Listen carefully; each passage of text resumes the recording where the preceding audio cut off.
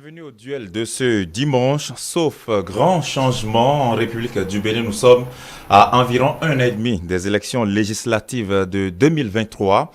Et ne vous y méprenez pas, au plan politique, le temps c'est un peu comme de l'argent, c'est comme si c'était demain les élections législatives.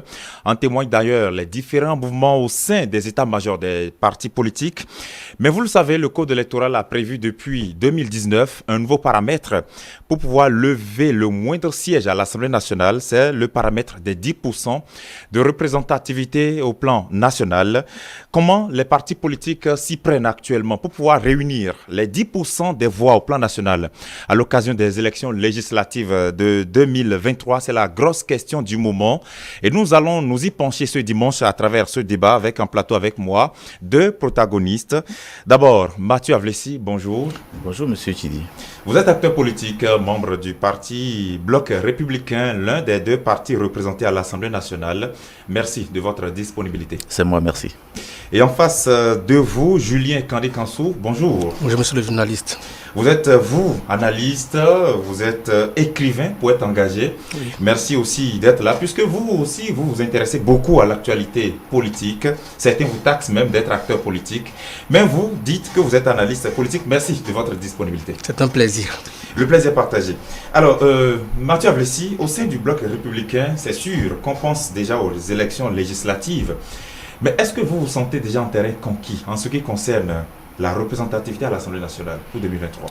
La politique, c'est une science hautement sociale et donc très dynamique. On saurait dire qu'on n'a pas de souci à préparer des élections. Entendu que d'ailleurs, la dernière fois, la barrière des 10% avait affecté nos adversaires et donc ça nous a présenté un terrain trop favorable. Trop favorable, je pèse mes mots. Mais aujourd'hui, avec l'alternative que ces amis de l'opposition, ayant compris que les 10% pour les franchir, il faut la fusion de certaines forces, et qui va vers telle ou telle autre force, qui va se mettre ensemble en tant que... Et donc, tout se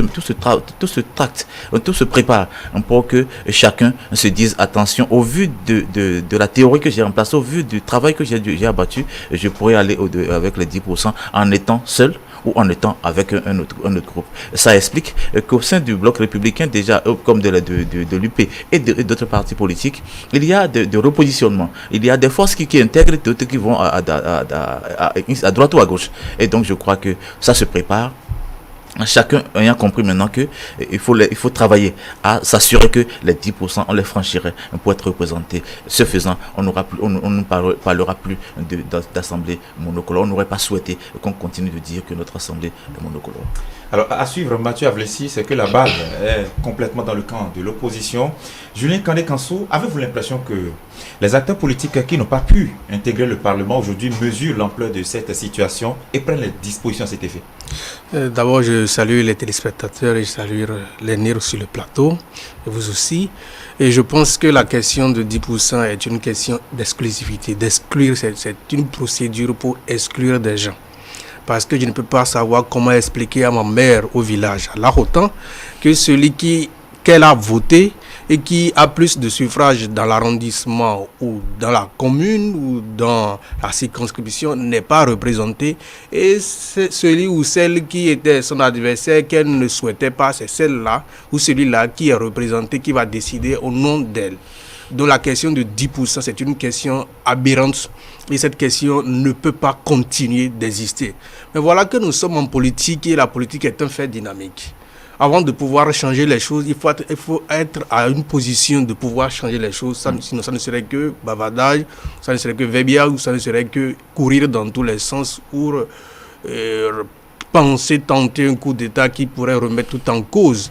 Donc, ce serait bien que les partis qui sont de l'opposition et qui, normalement, s'ils travaillent, pourraient avoir plus que les 10% et de se faire représenter à l'Assemblée et de se dire maintenant bien que nous avions subi la barrière des 10%. Mais cette manière de faire, quand on a vu cette manière de faire, ça n'avantage pas tout le monde. Et il faudrait retravailler pour que on puisse tout le monde puisse participer librement aux élections selon la Constitution qui refuse l'exclusion sur toutes ses formes. Et M. Avlessi tente de nous faire croire que c'est l'Assemblée, c'est après les questions de 10% que l'Assemblée qui est en place là est là. Non. C'est l'Assemblée en place qui a voté les lois de 10%. Non, Les gens c'était sont- là depuis la C'était- 7e législature. c'était- Présidée par Maître Adrien Mbouedji. Non. Est-ce que c'est la question de 10% qui leur a permis d'être là? C'est quand ils ont exclu tout le monde de la course. Mais ça C'est-à-dire, existait déjà avant c'était- l'installation de la c'était 8e législature. le fait Parce de que les- Il faut dire les choses telles qu'elles sont. C'était le fait de les exclure sur tout le monde de la liste. Il y avait FC Buravec, il y a Iboni en ce temps. Il n'y a que d'ailleurs les deux partis du chef de l'État. Et le peuple s'est abstenu au point où sur la question officielle, quand la communication du résultat officiel, nous avons compris que c'était 27% des Béninois qui ont participé à ces Ça, élections. c'est vos chiffres, c'est vos ce chiffres. sont vos chiffres, cher Non, ami. 27%, c'est ce que la Cour constitutionnelle a dit.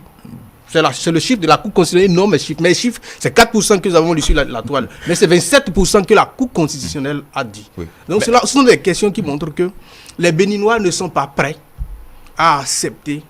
D'ailleurs, ils sont gênés du fait que l'Assemblée est monocolore. Et ils se disent que le terrain... Oui, mais quand est- vous prenez le volet peuple, Oui. pour les élections communales, Oui. les chiffres officiels communiqués par la Cour, c'est 50% de taux de participation Oui. aussi. Les Oui. 10% étaient aussi valables. Oui. Donc c'est peut-être... Mais non, quand nous voyons avec ce qui s'est passé, combien de partis qui sont représentés, demandez à Adrien Mbedji, maître Adrien Mbedji, s'il est content que le fait d'avoir des élus dans sa zone, et puis ils n'ont pas eu la question de 10% sur le plan national, ceux qui sont élus à Porte-Nouveau, même les Porte-Nouviens, même pas Adrien Mbedji, même les Porte-Nouviens, est-ce qu'ils sont contents du fait qu'ils ont élu des gens chez eux et qui peuvent représenter valablement la commune, et puis qui ne sont pas en train de siéger? Demandez à ceux qui sont de UDBN, bon, ce cas est un peu défaillant. Sinon, ceux qui sont élus, mais qui ne pourront pas siéger parce qu'il y a une question de 10%, et le peuple même est gêné. Ceux qui sont les militants à la base se disent pourquoi nous sommes partis à la une. Désigner celui qui va nous représenter à la base, et on dit une question de 10%, ils ne sont pas là. Cher ami, le peuple n'est pas gêné. C'est les politiques qui sont gênés. Nous avons fait l'expérience de la non-présence des 10%. On a eu de petits groupes de partis politiques, de quartiers, d'arrondissements. On ne peut pas continuer comme ça pour développer. Il faut de grands regroupements. Et ça, je crois, ce n'est pas la 8e législature qu'il a pensé. C'est bien avant. Ça, monsieur le journaliste disait tout à l'heure, ce n'est pas la 8e qui a instauré cette réforme. Cette réforme s'est faite avec toutes les forces politiques. Il y avait le FCBE, il y avait toutes les forces politiques. Et donc, ils ont pensé ça. C'est certes, ils n'ont pas compris que ça allait être régulièrement mis en place. Parce que dans ce pays, on prend des décisions, on les foule aux pieds et on avance. Ça ne se passe pas comme ça. On ne peut pas développer un pays comme ça. Aujourd'hui, on s'est imposé des lois. On s'est imposé parce que ce sont nos représentants qui ont décidé de ce qu'il faut 10% pour être représenté. Il faut que les partis soient représentatifs pour être représentés à l'Assemblée. Et donc, cher ami, évitons de continuer à parler de exclusion. On va pas faire du surplace. Il faut avancer. Si les gens, les acteurs politiques ont compris, se mettent au travail. Je dis, la dernière fois, j'ai eu sur un plateau un jeune parti qui dit qu'il sera représenté. Le parti dit qu'il travaille à être représenté. J'ai encouragé, c'est ce qu'on aurait souhaité, que les gens comprennent que les lois sont faites pour nous, nous les avons pensées pour nous, nous devons les respecter pour nous faire respecter à d'autres niveaux. Je ne pense pas la même chose par rapport à ce que l'aîné dit, parce que dans ce pays, des fois ça me gêne que sur les plateaux, je suis obligé de répéter les mêmes choses, mais si les circonstances se posent, il faudrait... Oui, il faut répéter. Les lois sont faites pour s'imposer à nous. Mais selon les dispositions, est-ce que c'est légal, même légitime, de changer les lois au cours des élections, au cours du jeu? On a constaté ici que quand il s'agissait des élections des maires ou de la désignation des maires, normalement les maires sont des représentants du peuple qui sont désignés par les conseillers. Mais aujourd'hui, quand on a vu, le problème s'est posé. Qu'est-ce que les gens ont fait? Répondez, monsieur Ablessi. Cher ami, je pense que ce qu'il y a, il y a le test, il y a l'esprit du test. Vous êtes littéraire, je vais Mais pas vous si il y a apprendre le test, il y a l'esprit du test. Oui. Pourquoi au moment où les partis de l'opposition voudraient participer aux élections, on a trouvé toutes les formules possibles où le président de la République disait si moi j'étais à votre place, j'allais participer à cette compétition. Mais quand il est à leur place un an plus tard pour les élections communales, il n'a pas pu participer, on a modifié les tests, on commence pas à dire l'esprit de loi, l'esprit de de la loi, Oui. l'esprit de la loi existait, mais pourtant on a empêché les gens. On n'a pas empêché, c'est toujours dans l'esprit, parce qu'on a beau écrire. Vous vous rappelez que sur la toile, vous écrivez, les gens vous attaquent dans tous les sens. Parce qu'il y a l'esprit qui n'est pas internalisé. Vous avez écrit, les gens interprètent ce que c'est des interprétations qu'on n'a pas voulu, donc on a recadré le système. Ce n'est que ça, mon cher ami. Ce n'est pas retoucher le test au cours de le test a été retouché, nous sommes tous témoins, nous sommes tous béninois, on a vu. Et au moment où... Non, le test a été recadré parce qu'il fallait qu'on précise l'esprit. Mais avant les élections, législatives de 2019, là, pourquoi au moment où les partis politiques se sont réunis avec le chef d'État, ils ont discuté, on n'a pas trouvé la juste formule pour permettre à tout le monde de dire que nous ne pouvons pas avoir un parlement monocolore, ou même ceux qui sont au parlement, c'est indigne. L'honorable Rachid Badamassi se dit, le niveau des députés, il faut revoir le niveau des députés. Donc ceux qui sont même à l'Assemblée, c'est indigne du fait que ce qui se passe, ceux qui sont là ne méritent même pas de représenter le peuple, parce qu'il faut rehausser leur niveau. Or, à un moment donné, avant les élections, le président de la République peut user de son pouvoir et de chef d'État pour pouvoir permettre à tout le monde de participer, pour que le peuple puisse désigner de façon valable ceux qui sont des députés. On a vu dans les communes où des gens n'ont même pas voté, où on a brûlé les urnes, où il y a des violences. Mais dans ces communes, il y a des gens qui ont été désignés, qui sont des députés qui ont de la difficulté à rentrer chez eux.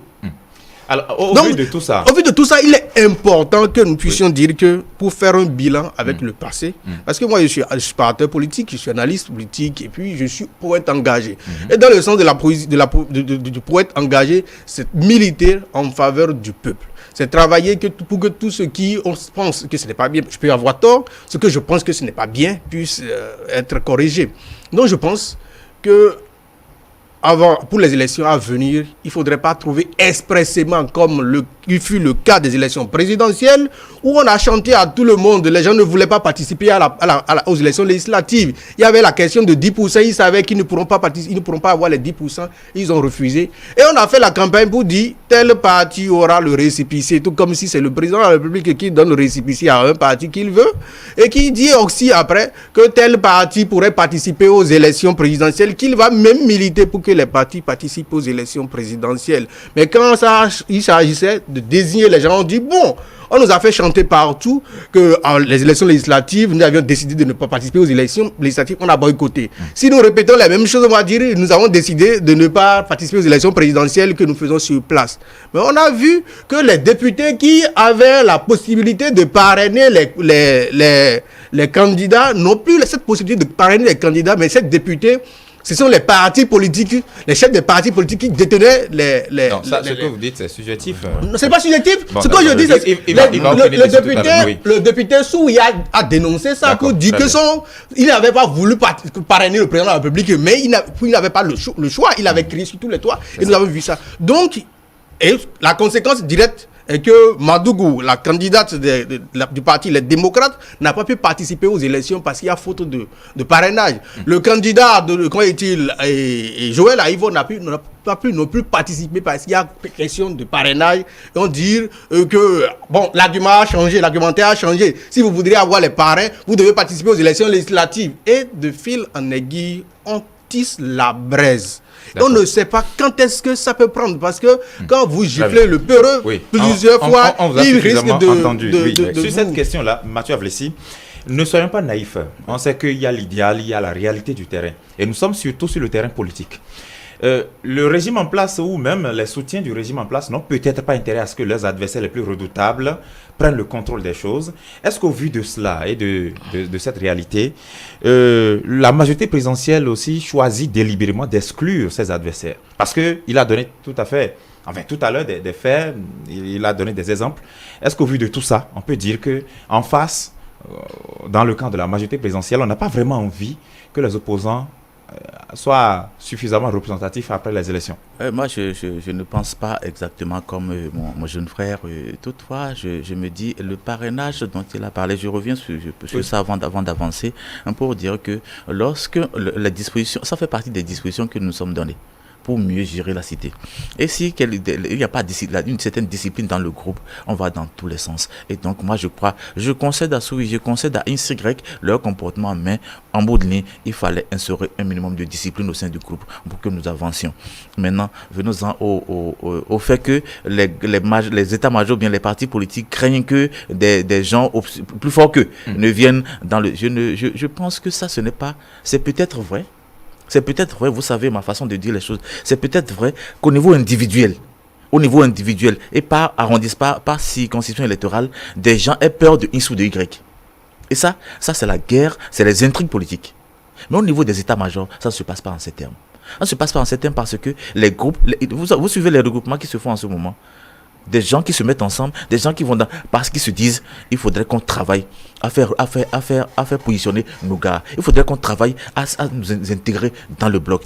Entendez-vous que l'UDBN a toujours eu Godomé, parce qu'il se rend compte que Godomé a été pris d'assaut, il n'a pas pu avoir les 10% et donc va vers le BR pour que Godomé lui revienne. Et ça, c'est des questions, c'est des élans qu'il faut avoir, parce que lorsqu'on va continuer à faire le travail au cas par cas, on ne saurait jamais faire le grand groupe, on ne saurait jamais aller vers le développement,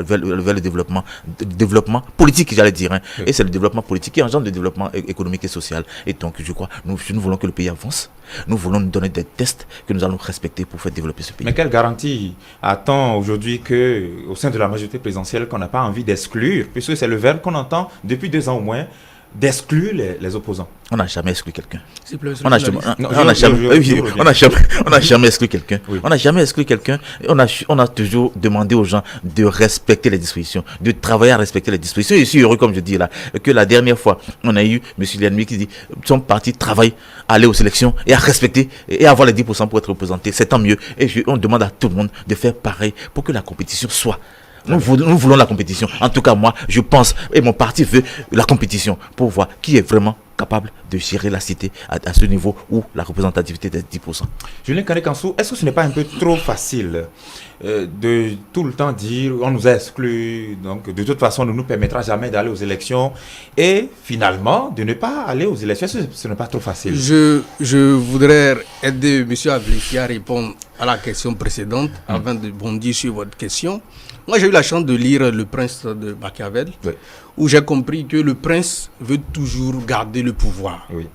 Et ça ne date pas de talent. Yaïboni a voulu présenter un dauphin, Lionel Zissou. Et donc, même si les gens ne le présentent pas de façon officielle, dans l'ombre, ils disent, bon, moi, même si de façon légale ou légitime, je n'ai plus la possibilité de conduire les choses, je dois avoir quelqu'un. Et comme nous sommes dans un jeu de prédation, celui qui est là, c'est le plus fort qui veut toujours régner. Un riche ne veut jamais devenir pauvre. Ou bien celui qui dirige une cité ne veut pas qu'on lui arrache cette gestion-là. Donc, c'est un rapport de force. Et jusqu'aujourd'hui, il faut avoir l'honnêteté intellectuelle pour dire que ce rapport de force n'est pas encore milité en faveur des opposants. C'est pour ça que ça continue d'aller jusqu'à ce temps-là. Mais est-ce qu'il faudrait rester, pour votre question, rester silencieux pour dire, bon, on a voulu nous exclure, n'allons plus participer aux élections, ou bien, bon, on savait que même si nous faisons tout, on va nous exclure? Non. Qu'est-ce qu'il faut faire? Quelle démarche n'avait pas marché quand on voulait participer aux élections? Est-ce que c'est la démarche du président Yaïboni qui s'est vu dépourvu de son parti politique, qui a démissionné en dernière position, qui a fait qu'au niveau des communales ou des municipales, parce qu'on n'a pas eu beaucoup de maires pour FCBE? Est-ce que c'est cette démarche qui n'a pas marché? Ou bien est-ce que c'est la démarche du fait de dire, ok, les gens ont dit, nous allons vous donner les parrains. Et nous sommes partis, ils ne nous ont pas donné les parrains, et ils nous ont recalé, ils nous ont arrêté encore notre candidate. Et c'est cette démarche qui n'a pas marché. Qu'est-ce qu'il faut faire? On a vu le ministre Dr Komi Kouché qui disait que les gens marchent de façon pacifique pour arracher le pouvoir, parce qu'à partir du 6 avril 2021, le pouvoir n'est plus légitime ni légal, etc. Et puis voilà, sa démarche n'a pas marché non plus, parce que si ça avait marché tel voulu, le président Talon ne serait plus là. Alors si on analyse tout, qu'est-ce qui n'a pas marché? Moi, en tant que jeune engagé, j'ai fait des appels de façon récente et de façon pressante pour dire qu'il est important qu'il reste 1 an et demi, que l'opposition se mette vraiment ensemble. Ce serait tant mieux. Pour pouvoir construire une force dynamique. Il y a les partis, excusez, c'est ce que moi je pense. Je ne suis pas opposant au régime de Talon, parce que si la démocratie est dynamique, ce que vous faites dans la société vous permettra de vivre. Parce qu'on se dit, il n'y a pas de brime, chacun de nous exprime ses points de vue. Donc, le parti de Adjavon ne peut pas compétir aux élections législatives si ce parti ne respecte pas les tests en l'état et continue de faire pied grue.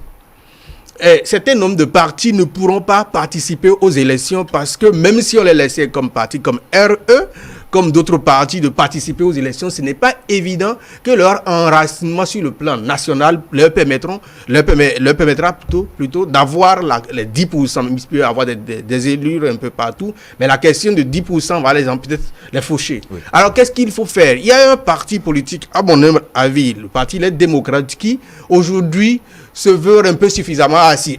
À la longue, si elle ne joue pas la carte du moment, peut se faire fragiliser davantage. Mais ce parti qui, si vous réclamez de mouvements s'engager pour le Bénin, ou de mouvements, le groupe Contact, ou d'autres mouvements, il est important de discuter et de s'asseoir pour voir dans quelle mesure renforcer ce parti existant, ou de faire une conférence des forces de l'opposition, une assise pour dire, voilà, nous avons besoin de si. Quelles sont les méthodologies à adopter? Parce que c'est le Parlement qui est le rôle-lieu de la politique. La politique se joue au Parlement, pas dans les mairies ni à la présidence. C'est au Parlement que les lois sont votées, que les lois sont bloquées, qu'on peut exiger un certain nombre de prérogatives, un certain nombre de faire au niveau de l'exécutif. Alors, il faudrait que ceux-là se mettent ensemble, comme moi je le souhaite, dans une assise ou une conférence, et puis ils discutent pour faire le diagnostic. Qu'est-ce qui a fait que pendant longtemps, nous sommes en train d'échouer? Le parti comme le parti de RB, des gens sont partis, d'autres sont restés, et puis voilà, on ne sait plus comment le parti existe, est-ce que le parti vit aujourd'hui? Ceux-là sont appelés à rester ensemble, à définir l'idéal. Qu'est-ce qu'il faut faire? Parce que, supposez un instant que Kwame Kouché demande aux siens, ceux qui sont dans le mouvement s'engager pour le Bénin, de marcher, ils ont commencé par marcher. Et les gens des démocrates disent non, nous ne pouvons pas marcher parce que nous pensons aller aux élections. Les gens de Adrien Oubedi disent non, de ISL disent non, nous ne sommes pas impliqués parce que ce n'est pas notre leader qui dit ça. Mais s'ils se mettaient ensemble et d'une seule voix, les leaders ont décidé de faire telle chose, même le pouvoir en place aura peur de les exclure si c'était ce qui se faisait. Parce que si on dit, il y a Sébastien Diavon dedans, il y a Liari Soglo dedans, il y a Kwame Kouché, il y a Iboni, il y a Eric Koumité, tout cela dedans. Et puis ce n'est pas une seule personne, parce que même si vous êtes si fragile et vous êtes en grand nombre, on a peur, le président a peur de vous terrasser. Là, ils pourront participer aux élections. Et d'ailleurs, quand ils sont mis ensemble, tous ceux qui sont contre, parce qu'on avait dit 27%, le chiffre de la Cour constitutionnelle pour les élections législatives passées, tous ceux qui sont contre et qui n'ont pas voté parce qu'il y a l'exclusion en 2019, si 27% moins 100%, 100% moins 27% plutôt, il y a quelque chose de 113%. Ils pourront changer les donnes au niveau de l'Assemblée, où ils pourront avoir peut-être la majorité parlementaire pour avoir le président de l'Assemblée. Mais au niveau même si on considère les chiffres de 50% au niveau des communes, en 2026, si 50% pour la majorité présidentielle, 50% pour eux, l'affaire marche. Donc, pour représenter, pour désigner, peut-être en 2026, parce que 2026 se joue en 2023, si vous avez des députés à partir de 2023, jusqu'à au moins 50-60 députés sur les 109 qu'on va choisir désormais, parce que la Constitution a été modifiée, il faut être d'accord avec, parce qu'on ne peut plus. Donc, les 109 députés, s'ils ont au moins 50, 60, si on dit la question de 10% est encore maintenue, ils sont prêts, ils pourront avoir un candidat sans quémander un parrain au niveau de la mouvance présidentielle. Très bien. Mathieu Blessy, je vous ai vu acquiescer de temps en temps de la tête. Oui. Est-ce que ce discours, cette analyse vous plaît? Je pense que nos forces de l'opposition ont intérêt à recruter M. Kansou pour les aider à réfléchir. C'est très important pour eux parce que ça, c'est de la réflexion prospective. Et de la réflexion prospective, c'est ce qu'ils ne font pas. Ils sont aux abois. Ce serait tant pis pour eux s'ils ne se mettent pas à réfléchir, à se poser les questions que posait ici M. Kansou, pour se dire qu'est-ce qui ne va pas et qu'est-ce qu'on fait. Faire un diagnostic sérieux de ce qui n'allait pas en leur sein. S'ils ne le font pas, ce serait tant pis pour eux. Ils vont créer à l'exclusion, on va avancer. parce que on va pas continuer. Et tout à l'heure, monsieur Kansou faisait un calcul de 27 ou je ne sais quoi, moins 100. Le taux de participation n'a jamais été de 100%. Et donc ça, c'est un calcul un peu erroné sur lequel j'aurais souhaité. Non, les participations, c'est pas forcément tout le monde, mais ceux qui ont voté. C'est ceux qui ont voté, il y a 27% qui ont voté. Je peux comprendre. Le taux de participation n'a jamais été de 100% et donc ce calcul, il va falloir que si vous recrutez, vous fassiez le calcul autrement pour eux. Vous fassiez le calcul pour eux. Mais je les exhorte à réfléchir. Ce n'est pas la rue qu'on fait la politique. La politique se fait quelque part. Ils savent. Ils ont fait leur expérience. Mais une expérience qui ne développait pas ce pays. Une expérience qu'ils ont faite pour leur poche. Et c'est ça qu'on veut corriger aujourd'hui. Je voudrais que vraiment cette affaire, cette réflexion soit internalisée par les acteurs que vous avez cités, pour que demain, on ne vienne pas encore à crier, à dire les mêmes choses. Ce serait du surplace, mais on va les laisser faire du surplace et le pays va avancer. Oui, mais Mathieu Avlessi, est-ce que vous, à la majorité présidentielle, est-ce que vous avez intérêt à ce qu'ils soient unis?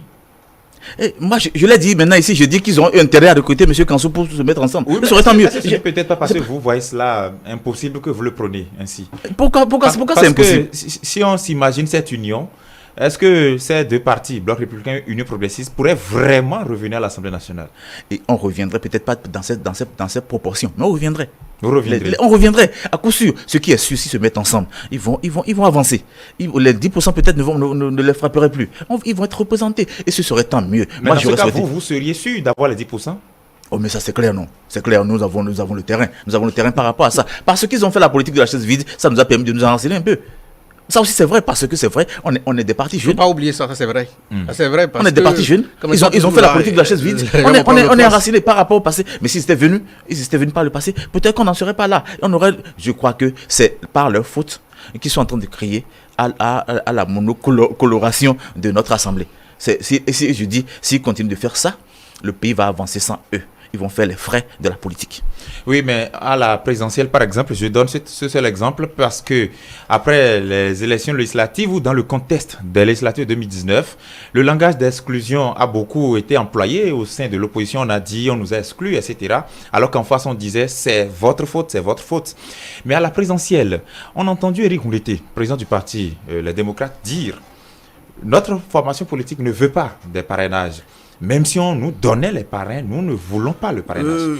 Est-ce que ce seul langage n'est pas suffisamment symptomatique de ce que, quelque part, on joue un peu trop aux enfants capricieux au sein de l'opposition pour finalement se laisser exclure? Là, j'emploie ce terme comme ça, à l'occasion des élections. Je vous dis que Julien Kansou est né en 90, je suis très jeune, je joue à mon destin. Je ne peux pas être sur un plateau pour faire plaire à quelqu'un. Oui. Si on n'est pas d'accord pour une élection, on ne dépose pas sa candidature. Soyons clairs. J'étais sur cette tenue-là, j'ai fait le débat sur Sika TV, où vous dites que vous ne voulez pas les 10%. Et on programme une élection. D'ailleurs, que le président de la République, son mandat finit le 6 avril. Et les élections pour lesquelles vous êtes partis pour participer à ces élections-là, l'investiture est au-delà de 6 avril. On ne choisit pas d'aller aux élections en respectant une partie de la loi. Et des fois, je suis écœuré quand... Donc finalement, on se tire entre les pattes au sein de l'opposition. Non, il ne faut pas occulter ça. Soyons clairs et honnêtes. Même au sein de la mouvance, il y a des taupes. Au sein de la mouvance, il y a des gens qui disent pourquoi je ne suis pas celui qui ira aux élections sur la liste. C'est pourquoi il y a des démissions après. Sinon, comment Ricky Amadougou disait qu'il y a les preuves qu'elle a demandé les parrainages? Parce qu'elle est la candidate du parti politique. Mais M. Éric Ngoulété, à côté de lui, aussi au Sénat, disait que nous ne voulons pas prendre les parrains. Il y a un problème que moi, en tant qu'intellectuel, je ne peux pas me mentir. Parce que j'ai l'avenir devant moi, si Dieu me prête vie, je n'ai que 31 ans. Donc j'ai beaucoup de choses. Donc je pense que l'opposition a besoin de se restructurer. Parce que le peuple veut vraiment un changement. Mais quel type de changement ? Quelle forme de changement? Qu'est-ce que vous proposez aux gens? Est-ce que quelqu'un dit, nous sommes de l'opposition, nous avons tel langage? La même personne dit, je suis de l'opposition et vient tenir tel langage. Ça profite à celui qui est là. Oui. Et l'intérêt de ce débat que nous faisons, c'est de savoir si les gens ont su tirer les leçons de tous ces faits passés pour pouvoir savoir comment employer des stratégies nouvelles pour les élections à venir. C'est pour ça qu'en réfléchissant, je leur ai proposé d'avoir une conférence ou une assise nationale pour que leur langage soit unique. C'est que telle personne tient telle parce qu'il n'est pas de son intérêt ou bien lui voit que cette loi et que ce soit de façon unanime l'opposition qui décide telle chose. Ce n'est pas une partie de l'opposition décide si, une autre partie de l'opposition décide si. Non, toute l'opposition décide de façon concrète pour dire nous allons participer aux élections et telle personne est notre représentant. Cette personne qui porte notre voix et quand la personne parle, il n'y a plus d'autre voix qui vient. C'est ça, d'accord. Mathieu Avlessi, tout à l'heure, vous dites que vous n'avez pas vraiment peur des 10%, quelle que soit l'union qui serait en face. Mais il y a certains observateurs qui estiment que, en prenant le seul parti, les démocrates, par exemple, que si les démocrates réussissaient à aller vraiment aux élections législatives 2023, ils réussiraient peut-être à battre, et là, très loin, les partis de la mouvance, dont, par exemple, le Républicain et peut-être l'Union progressiste. Est-ce que quelque part, en toute honnêteté, à l'occasion de vos réunions, vous ne craignez pas un tel scénario? C'est pas possible. Je dis c'est pas possible et ça c'est des incantations. Oui. C'est pour faire peur. C'est une démarche politique. Oui. Parce qu'il y a la seule image de Boniaï aussi là qui peut vraiment peser lourd dans la balance. On a vu ici Kérékou avec toute l'image qu'il avait, ça n'a pas prospéré. Aujourd'hui, Boniaï a fait son temps. Le mythe Boniaï est tombé. Excusez-moi de dire les choses en ces termes. Le mythe Boniaï en partie est tombé. Je ne dis pas qu'il ne fera pas, ça ne fera pas effet. Mais le mythe Boniaï est tombé. Donc, que cette affaire, quand on le présente comme ils l'ont présenté, je dis, c'est une peur bleue qui veut le distiller. Nous, on n'a pas peur. On leur demande. Et je réitère ma demande pour eux, pour dire, non, qu'à recruter quelqu'un pour réfléchir avec eux. Parce que tant qu'ils ne vont pas se mettre à réfléchir, à poser le diagnostic sérieux de ce qui ne va pas en leur sein, et que ça va aller dans tous les sens, je dis, nous, on va continuer à fonctionner. Les tests vont continuer à se mettre en place, à s'appliquer. Je serais contre eux que le pays avancerait. Et ça, je suis formel et je le dis. Que répondez-vous à ceux qui estiment qu'il y a peut-être des taupes au sein de la mouvance qui fragilisent ou qui divisent l'opposition? Je dis de façon individuelle, que ce soit l'opposition ou la mouvance, il y a des taupes. Vous savez comment moi j'ai les choses. C'est une stratégie de guerre. Que ce soit de la mouvance ou dans la mouvance ou dans l'opposition, il y a toujours des taupes. Parce qu'il y a toujours des personnes infiltrées. Pour servir. Non, c'est leur travail. C'est les intrigues politiques. On gère avec. On ne peut que faire avec ça. Il faut être conscient de ce que ça existe pour avancer. Si vous n'êtes pas conscient de ça, vous n'êtes pas politique, vous êtes naïf. Et donc, je crois, ce qui se fait, c'est normal.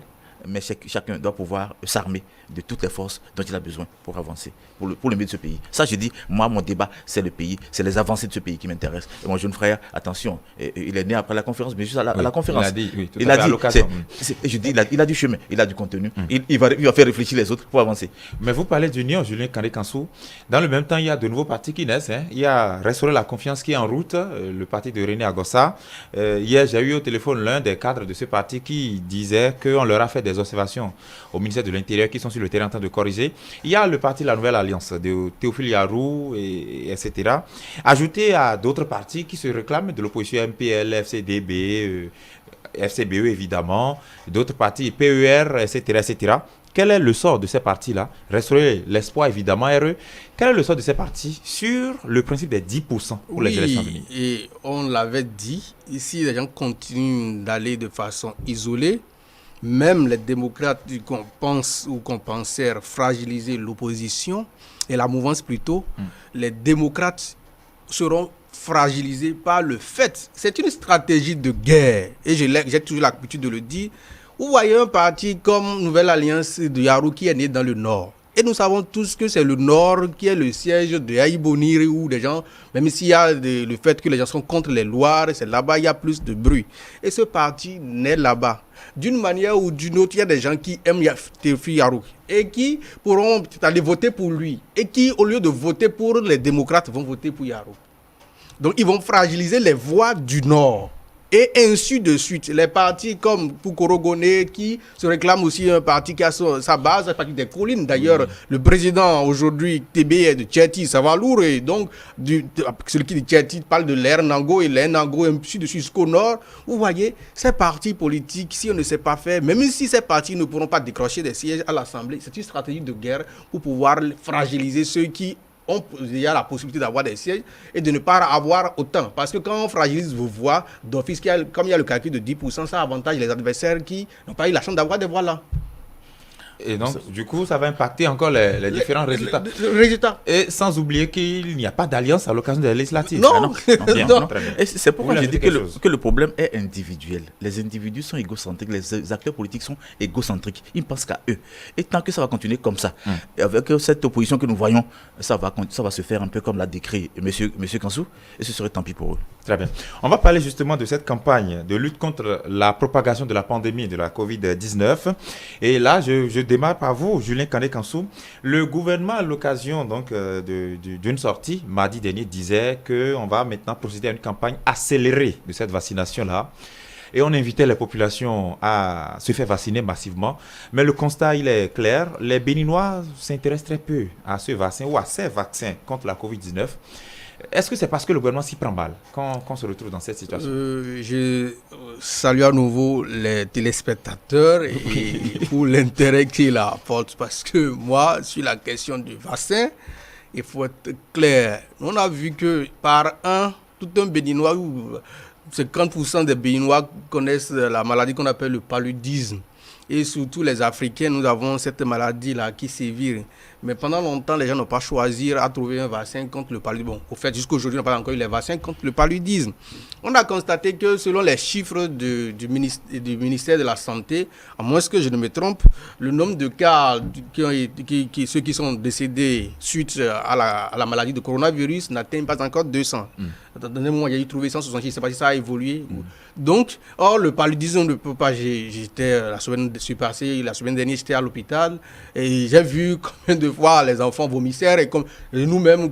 Donc, il y a ce problème qui se pose. Et pourquoi le gouvernement impose le vaccin à tout le monde, surtout par le fait que si vous n'avez pas le pass vaccinal, vous n'allez pas dans des ministères ou des services publics, en sachant que 4% à la peine ont été vaccinés, et en sachant aussi que le vaccin n'est pas encore disponible pour tout le monde, et qu'on n'a pas sensibilisé les gens pour que les gens puissent aller se faire vacciner. Encore que ce que nous savons sur la toile, parce que ce n'est pas de façon officielle, il faut que je le dise, on a vu que si les effets néfastes qui vont en découler de la vaccination, on dit, nous ne sommes pas, comment est-il, responsables de ça.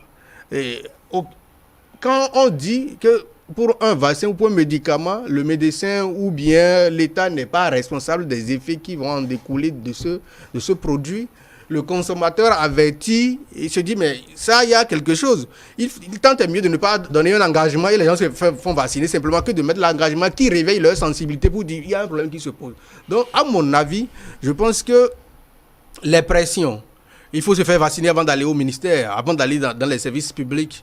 Le gouvernement doit lever ces barrières-là et continuer de façon permanente à faire des sensibilisations, à trouver des formules, à inviter les gens à se faire vacciner. Encore que le vaccin n'est pas la solution idéale pour la maladie. Selon ce que nous avons lu des déclarations de l'OMS et même des déclarations tendancieuses et contraires, le vaccin, vous pouvez avoir le vaccin, contracter encore la maladie. C'est pour ça qu'il y a première dose, deuxième dose, troisième dose. Les doses s'en suivent. Donc, ce n'est pas bien de donner un vaccin à quelqu'un pour dire ce vaccin ne vous protège pas non plus. Mais de ne pas continuer à sensibiliser ou à punir pour des gestes barrières qui, normalement, sont des choses plus efficaces plus que le vaccin. Parce que les gestes barrières, il faut porter les masques, il faut laver les mains, il faut sensibiliser les casques. Ils sont des trucs qu'il fallait, sur lesquels le gouvernement doit plutôt s'accélérer ou informer plus que de nous dire qu'avant d'aller à la mairie, avant d'aller à tel endroit, il faut avoir le pass vaccinal ou il faut faire le test. C'est mon point de vue. Oui. Une erreur de méthode du gouvernement, Mathieu Avlessi? Merci, monsieur Chidi. Je pense que je suis de votre avis. Il y a de façon stratégique et méthodique des erreurs d'appréciation au niveau de la stratégie mise en place. Des erreurs d'appréciation parce que, mais ça ne dépend pas toujours au plan local. Hein. Vous voyez, au niveau international, avec la guerre des firmes productives. Bon, tout ce qui se passe sur la toile, ça nous a affectés. Et ça, c'est la guerre entre les firmes qui se produisaient en ces termes. Maintenant, venons-en à l'OMS. L'OMS qui donc a dû mettre dans le protocole là, un désengagement de l'État par rapport aux effets secondaires du vaccin. Ce n'est pas des choses qui pourraient amener les populations à aller faire. Vous avez initié, vous nous demandez d'aller faire, mais on n'avait pas besoin de mettre ça. On n'avait pas, tout médicament a des effets secondaires. Ça, je dis encore, ça fait deuxième erreur stratégique. Maintenant, la troisième chose, c'est au niveau local. Au niveau local, la stratégie de communication mise en place est totalement erronée. On ne peut pas nous imposer, aucune communauté n'a fait la communication verticale descendante. Aucune communauté. C'est peut-être au nom du principe régalien de l'État. Je dis aucune communauté, parce que ça, c'est communauté. L'État va agir sur ses démembrements. Mais au niveau communautaire, ça ne prendra pas. Et c'est ce que nous observons. Quand c'est comme ça, la communication verticale descendante ne marche pas en matière d'engagement communautaire. Alors, que faut-il faire? Il faudrait une stratégie communautaire de communication communautaire. Et là, il parle de sensibilisation. Il faut mettre en place une stratégie qui implique les communautés à la base. Et ça, il y a des gens qui sont outillés pour ça. Moi, j'ai fait la communication pour le changement de comportement. J'ai pratiqué pendant près de 20 ans. Je m'y connais dans une certaine mesure. Je ne suis pas le seul. Mais quand je reste là, n'allez pas, vous ne pouvez pas aller dans... Ça rétracte davantage la population. Les gens se demandent, mais quel intérêt ils ont à nous laisser mourir? C'est ça. Ça, c'est la question qui se pose dans la communauté. Et des gens vont jusqu'à dire, ça je peux me permettre de le dire ici, jusqu'à dire que les dirigeants se sont fait injecter de l'eau distillée. Pour nous faire croire qu'ils ont pris le vaccin. Excuse-moi. C'est des fausses rumeurs. Oui. C'est des fausses parce que la stratégie mise en place est erronée. Ils n'ont qu'à changer de paradigme, ils n'ont qu'à changer de stratégie. Autrement, ça ne prendra pas. Refuser aux gens d'aller dans les ministères parce qu'ils n'ont pas le pass vaccinal, ça, c'est encore une façon de bloquer les gens à la maison. Les gens du marché, ils vont faire quoi? Alors, nos parents au champ, qui sont plus nombreux, on va aller leur empêcher d'aller au champ. Donc, ça ne marchera pas. Cette stratégie n'est pas appropriée. Et moi, je dis, ce n'est pas parce que je suis de la mouvance que je ne dirai pas les choses telles. Je suis professionnel.